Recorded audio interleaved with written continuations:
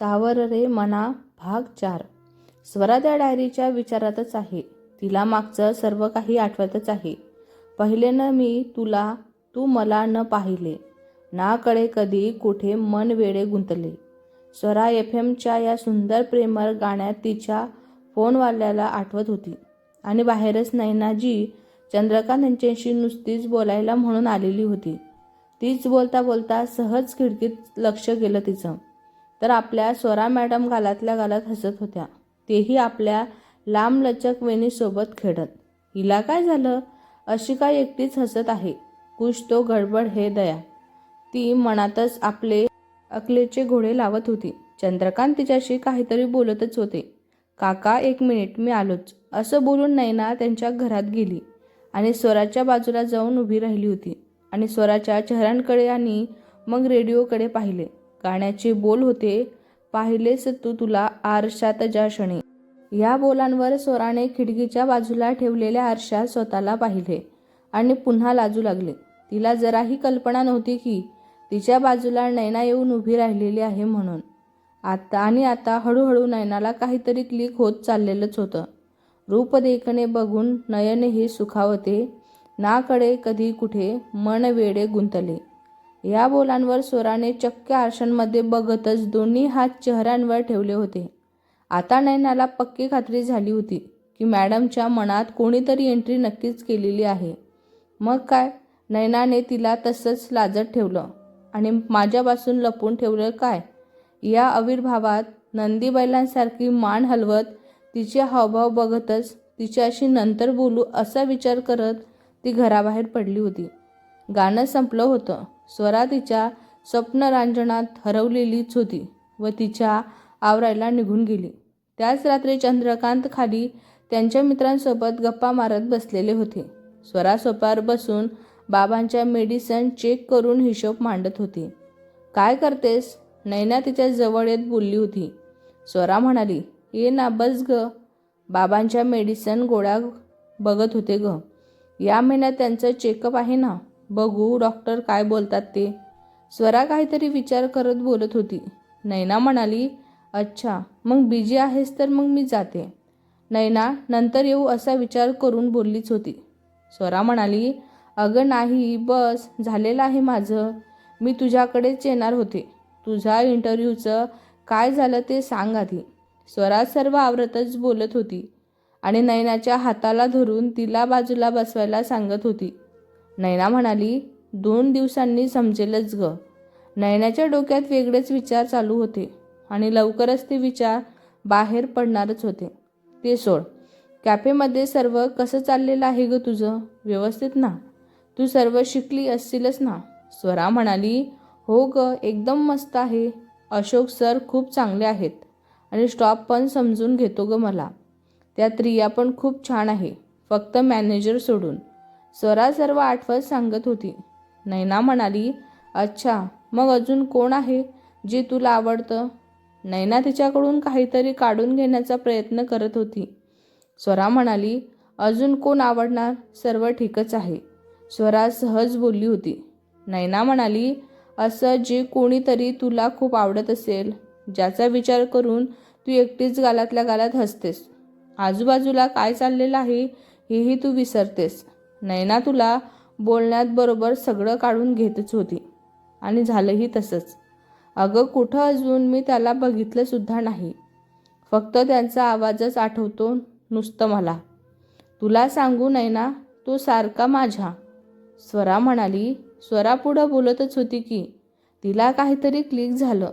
तसं तिने नैनाकडे पाहिलं तर नैना तिला डोळे बारीक करून आणि मांडींवर एक हात ठेवून गालाला लावून बघत होती. बोल बोल, पुढं बोल, मी ऐकतच आहे. नैना तशीच राहून तिला बोलली. स्वरा म्हणाली, अगं ते म्हणजे मला. स्वरा अडकटच बोलली होती. नैना म्हणाली, हा, तुला काय? स्वरा म्हणाली, नैना, अगं ते असं काहीच नाही. काही पण काय विचारतेस ग? स्वरा थोडी हसतच म्हणाली होती. नैना म्हणाली, मी काही पण बोलत नाही आहे. मी सकाळी पण आले होते तुझ्याकडे. आता सांग, मी कधी आले होते तुझ्याकडे म्हणून, आठव जरा. नैना म्हणत होती. स्वरा म्हणाली, तू आली होतीस आणि कधी आली होती ग? तू उगाच काही पण बोलू नकोस हं. स्वरा आठवत म्हणाली होती. नैना म्हणाली, अच्छा, मग सकाळ सकाळी आरशात बघून कोण लाजत होतं ग? आणि गाणं ऐकून कोण गालातल्या गालात हसत होतं? बोल ना आता, बोल. नैना तिला बोलत म्हणत होती. हे ऐकून स्वराचे डोळेच मोठे झाले आणि इकडं तिकडं बघू लागले. नैना म्हणाली, आता सांगशील का कोण आहे तो म्हणून?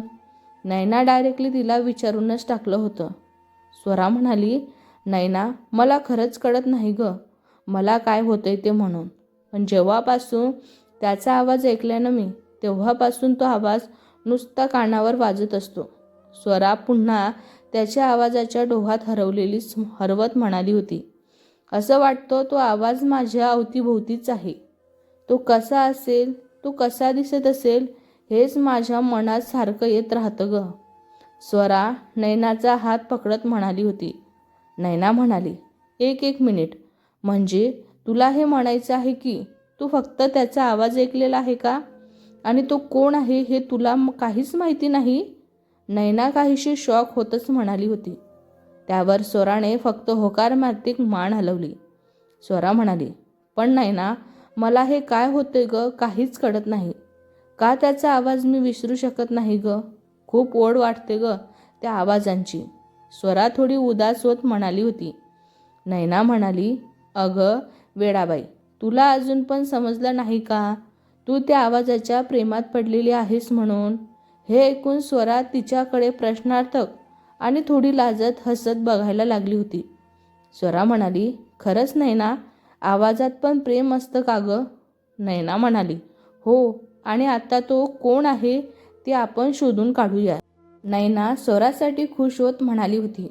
मग ती तिला नक्की काय झालं होतं हे विचारू लागली. स्वराने त्या दिवशी आलेल्या कॉलबद्दल सांगितलं. नैनाला लगेच समजलं होतं. नैना म्हणाली, अगं वेडे, तू विसरलीस का? तो काय बोलला होता? V& कॉफी ब्रँडचा ऑनर बोलतोय. नैना स्वराचं बोलणं आठवत म्हणाली होती. स्वरा खुश झाली होती, पण लगेच नर्वससुद्धा देखील झाली. काय झालं स्वरा? तू खुश नाहीस का? त्याची थोडी का असेना पण माहिती मिळाली ना आपल्याला? नैना तिच्या दुःखी चेहरा बघून म्हणाली होती. स्वरा म्हणाली, नैना, आता असं वाटत आहे की त्याची माहिती नाही मिळाली असती ना तरी बरं झालं असतं ग. मी त्या आवाजाच्या आठवणीतच राहिली असते. स्वराच्या डोळ्यात तिच्याही नकळत पाणी भरून आलं होतं. नैना म्हणाली, काय झालं स्वरा? अशी का बोलत आहेस ग तू? आणि तू का रडत आहेस? तिचे भरलेले डोळे बघून नैनाने तिला विचारलं. स्वरा म्हणाली, तूच म्हणाली होतीस ना की तो V& ब्रँडचा ऑनर आहे म्हणून. मग आता पुढं काहीच विचार करायचा नाही. ज्याच्या काही पारंबच नाही आहे त्यात पुढं जाऊन मला शेवट कसा होईल हे सुद्धा माहीत नाही आहे. मला नाही जाणून घ्यायचं की तो कसा आहे म्हणून. नकोच तो विषय. ती नैनाच्या बाजूने उठत खिडकीजवळ गेली होती आणि आभाळाकडे बघू लागली. संध्याकाळ असल्यामुळे बाहेर काळोखच होता. आकाशात मध्ये मध्ये चांदण्या पसरलेल्या होत्या आणि त्या चांदण्याच्या सुंदरतेमध्ये बाजूलाच चंद्र आपला थोडासा प्रकाश सोडत होता. नुसत्याच कळलेल्या भावना आणि त्या समजता समोर आलेला आरसा जो तिला सांगत होता की त्याची आणि तुझी बरोबरी कधीच होऊ शकत नाही. आणि हाच विचार मनात येताच तिने आपलं पाऊल मागं घेतलं होतं. ती विचारच करत होती की नैनाने एक समोरच लाकडी टेबलच्या कप्प्यांमध्ये दिसणारी रिकामी डायरी घेतली आणि काहीतरी विचार करून ती डायरी स्वराच्या समोर पकडली. नैना म्हणाली, हे घे. नैना डायरी समोर करत स्वरा म्हणाली, काय ग, काय करू ह्या मी डायरीचं घेऊन? स्वरा बाजूला वळत त्या डायरींकडे पाहत म्हणाली. नैना म्हणाली, जेव्हा कधी तुला तुझ्या त्याची आठवण येईल ना तेव्हा तू या डायरीत तुझ्या भावना लिहून ठेवायच्या. पण अशी दुःखी होऊन बसू नकोस. पुढं काय होईल हे तुलाही माहीत नाही आहे. तू त्याच्या आवाजांच्या मोहातून बाहेर येशील की नाही माहीत नाही. पण तसं नाहीच झालं तर जेव्हा कधी तुला खरोखरच त्याची आठवण येईल ना तेव्हा ती या डायरीत मांड. तुला बरं वाटेल. नैना तिला धीर देत म्हणाली होती. स्वराने ती डायरी घेतली. चल मी येते. काकांना पण खालून घेऊन येते. तोपर्यंत तुझासुद्धा मूड ठीकच कर. नैना तिच्या खांद्यांवर हात ठेवत म्हणाली होती. स्वराने मान हलवत होकार दिला आणि त्या डायरींकडे बघू लागली. आज इतक्या दिवसांनी तोच दिवस आठवत होता तिला. तीच डायरी घेऊन ती खिडकीत बसलेली होती. हो, कारण तिला त्याची खूप आठवण येत होती. त्याचा आवाज पुन्हा ऐकू येईल का हा विचार करत होती. आणि हा विचार करतच तिने डायरी ओपन केली आणि पेन घेऊन पहिल्याच पानावर, विसरला जाईल. नाही असं मी नाही करू शकत. तू मृगजयची सही, पण तू खरा आहेस. भले तू माझा नाहीस. हे सर्व लिहिताना स्वराच्या डोळ्यात पाणी जमा झालं होतं. तिला स्वतःलाच समजलं नाही की ती कधी त्याच्या आवाजाला स्वतःचं हृदय देऊन बसलेली होती. पण तो आवाज लवकरच तिच्या जवळ पोचणारच होता, ज्याची तिला काडी मात्र कल्पना नव्हती. स्वराने तिथे कॅफेमध्ये आता सर्वच गोष्टी आत्मसात केलेल्या होत्या आणि ती अशोक सरांची लाडकीसुद्धा होती. ते तिच्यावर विश्वास ठेवायला लागलेलेच होते. राहिला प्रश्न त्यांनी घातलेल्या लग्न प्रस्तावांचा, तर अजून पण स्वराच्या आईकडून काही कॉल करून उत्तर आलेलंच नव्हतं. पण अशोक अजून थोडे दिवस वाट बघणार होते, कारण अमीर देखील पुन्हा मित्रांसमोर उल्हांगड्या करायला गेलेलाच होता. त्यांना पुन्हा स्वरा आणि स्वतःच्या मुलाचं हे लग्न होऊन चांगलं होईल की नाही हा विचार मनात येतच होता, कारण अमीर सुधारण्यातला नव्हताच. इकडे शरद देखील दुसऱ्या दिवशीच पुण्याला निघून गेलेला होता. नैनाने स्वराला ती का रडत होती म्हणून विचारून झालेलंच होतं, पण तिने संगीताचं बाहेर उभं राहून जे त्रासदायक ऐकलेलं होतं ते न सांगतात उगीच कॅफेमध्ये मॅनेजर ओरडला म्हणून खोटं सांगितलेलं होतं. काही दिवसांपूर्वी अशोक यांनी कॅफेमध्ये काही माणसं बाहेरून कॉफी सॅम्पल घेऊन येणारच आहेत आणि त्याबद्दल मॅनेजर आणि स्वरासोबत बोलून घेतलंच होतं. झालं असं होतं की स्वराच्या हॅलो हॅलो खेळामुळं त्रासलेल्या मॅनेजरने स्वरा केबिनमधून जाताना ज्या नंबरवरून कॉल आला होता तो नंबर पुन्हा डायल केला होता. तोच कॉल होता ज्यांची सकाळपासून मॅनेजर मोहित वाट बघत होता आणि आत्तासुद्धा त्या ऑनरचे कॉल उचलत होता. थोडं बोलणं ऐकून घ्यावं लागलेलंच होतं, कारण स्वतः त्याने कॉल केलेलाच होता आणि त्यांच्याकडून असला हलगर्जीपणा म्हणून तो चिडलेलाच होता. सर, मला माहीत आहे आमच्या स्टॉपकडून चुकी झालेलीच आहे. त्यासाठी मी तुमची माफी मागतो. मॅनेजर त्याला आदरपूर्वक म्हणवत होता. तुम्ही असे स्टॉप ठेवताच कसे, ज्याला साधं काही बोलता येत सुद्धा नाही?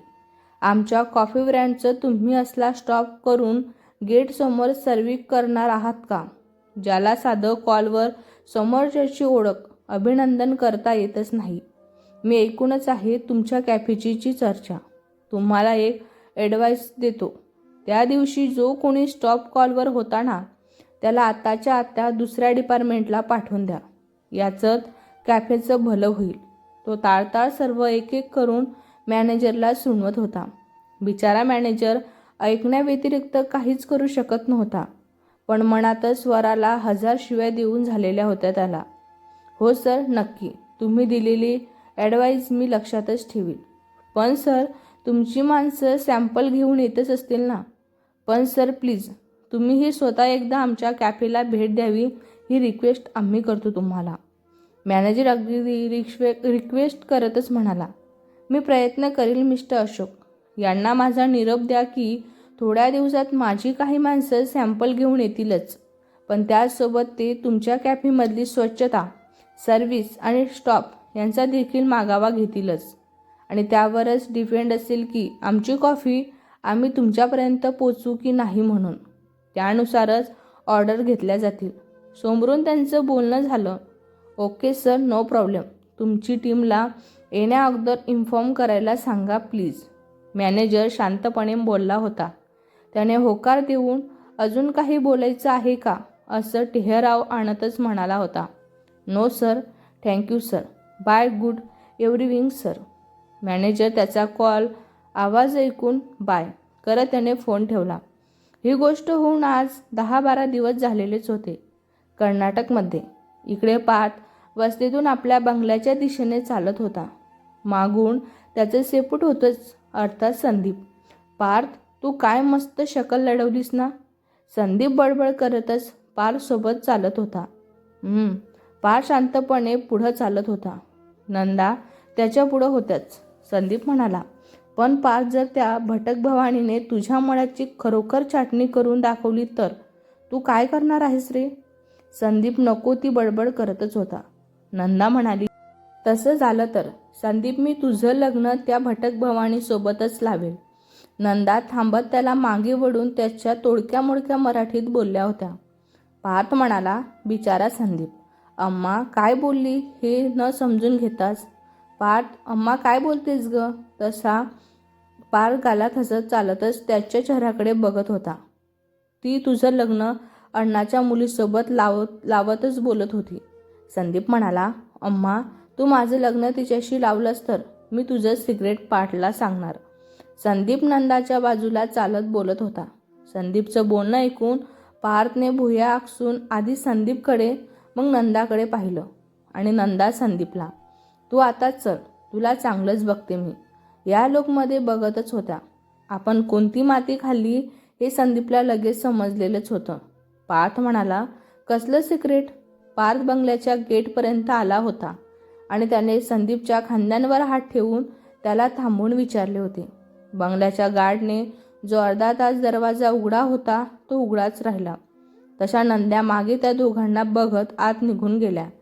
आता संदीप सगळं सांगून जातो की काय ही भीती घेऊनच नंदांनी पार्थच्या नकळत एक मुलगी पसंत केलेली होती. ती दुसऱ्या गावातली होती. पार्थला त्या काहीतरी खोटं कारण सांगून त्या मुलीला त्यांच्या बंगल्यांवर घेऊन येणारच होत्या आणि तेथेच बघायचा कार्यक्रम पार्थला न कळवता उरकवणाऱ्याच होत्या. पार्थ हा 28 वर्षांचा होता म्हणून नंदा त्यांच्या लग्नाच्या मागे लागलेल्या होत्या. पण पार्थला सध्या तरी लग्नात काहीच इंटरेस्ट दिसत नव्हता. नंदांनी खूप मुलीचे फोटो त्याला बघायला लावलेले होते, पण तो साधं ते बघायचं सोडा. तो विषय निघाला की नंदाशी वाद घालून चिडून बाहेर निघून जायचा. असं नव्हतं की त्याला लग्न करायचं नव्हतं म्हणून, पण त्याने तो विचारच केला नव्हता. त्याची काही स्वप्ने होती. त्याला त्यांच्या कॉफीचा फ्लेवर खूप लांबपर्यंत पोचवायचाच होता. त्याला त्याचा कॉफी ब्रँड देशातच नाही तर देशाच्या बाहेर देखील नंबर 1वर आणायचा होता. त्याला वाटत होतं की एकदा का लग्न झालं की त्याचा जो गोल आहे ना तो मागेच राहील. पण त्याची हीच पुढे जायची जिद्द एक दिवस खूप त्याला महागात पडणार होती. पार्थ, त्याची अम्मा म्हणजे नंदा आणि त्यांचे 2 मित्र या सर्वांशी खूपच प्रेमळ होता. त्यांचा जीव होता त्याच्यावर, पण बाहेरच खूप रागीट स्वभावांचा. जिथे त्याच्या मनाप्रमाणे गोष्टी घडत नसतील ना तिथे त्या रागांचा स्फोट झाला समजा. त्याला हे प्रेम, अट्रॅक्शन या गोष्टींवर अजिबात विश्वास नव्हता. त्याला फक्त त्याचा फायदा कोणत्या गोष्टीत आहे याच्याशी मतलब असायचा. तो स्वार्थी नव्हता, पण त्याला स्वतः जी हवं आहे ते त्याला त्याच्या पद्धतीनं हवं असायचं. त्याला एका गोष्टीची खूप चीड होती, ती म्हणजे स्वारीची. तो एकदा स्वारी ऐकून घ्यायचा, पण पुन्हा जर कोणी तीच चूक करून स्वारी बोलायला आलं की त्याचा पारा चढायचा. त्याला अपवाद फक्त संदीप असायचा. भेटूया पुढच्या भागात. हा भाग तुम्हाला कसा वाटला कमेंट करून नक्की सांगा. व्हिडिओ आवडला असल्यास लाईक करा, शेअर करा. नवीन असाल तर चॅनलला सबस्क्राईब करा. धन्यवाद.